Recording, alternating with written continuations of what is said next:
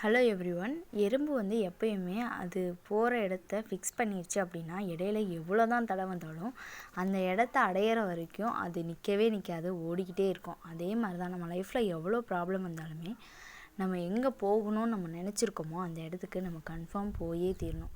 அதுக்கு இடையில எவ்வளோ தடை வந்தாலும் அதை நீங்கள் தகர்த்து போய்கிட்டே தான் இருக்கணும். எப்பயுமே லைஃப்பில் ஃபோக்கஸ்டாக இருங்க, ஒரே கோலில் ஃபிக்ஸ்டாக இருங்க. நீங்கள் நிச்சயமாக அந்த இடத்துக்கு போயே தீருவீங்க. Thank you for everyone.